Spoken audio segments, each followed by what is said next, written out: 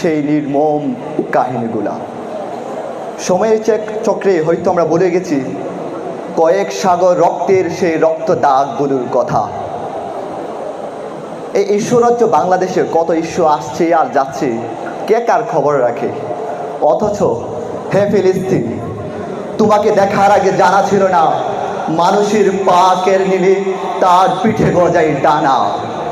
হে ফিলিস্তিন, ওরা শুরু করেছিল তোমার পায়ের নিচের মাটি থেকে, তাই প্রথমে ওরা কেড়ে নিয়েছিল তোমার জমিন। দেশ নামে যে এক চিলতে জেলখানায় তুমি থাকতে, সে জমিন শত শত শহীদের বেড়ে কবেই হয়ে গেছে মর্তের জান্নাত। এরপর ওরা কেড়ে নিয়েছে তোমার শৈশব।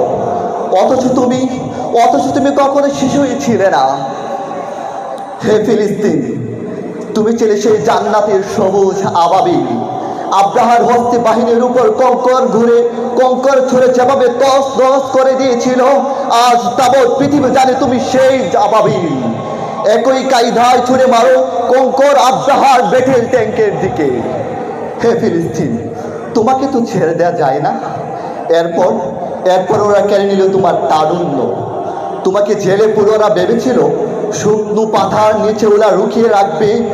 আটলান্টিকে এপার উপার হয়ে সে আগুন ছড়িয়ে পড়েছে 7টি সাগর মহাসাগর কোল উপকূলে।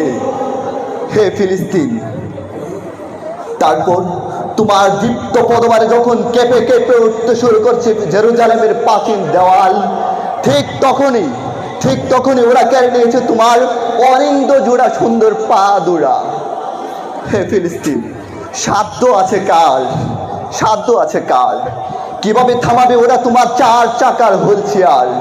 ওরা জানতো হুইল চেয়ারে বসো বৃদ্ধ ইমাম শেখ ইয়াসিন ছিলেন কতটা অপ্রতিরুদ্ধ।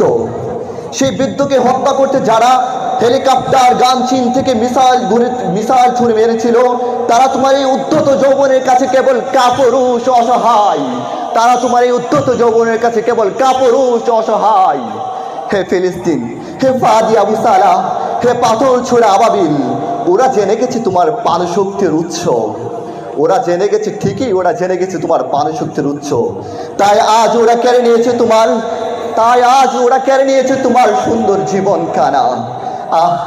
জান্নাতে সবুজ পাখি, তোমাকে দেখার আগে জানা ছিল না পাহীন মানুষের পিঠে গজায় উড়াল ডানা।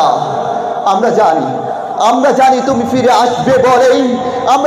ফিরে আসবে বলেই দিয়েছো উজাড় উড়াল ডানা। আমরা প্রতীক্ষায় আছি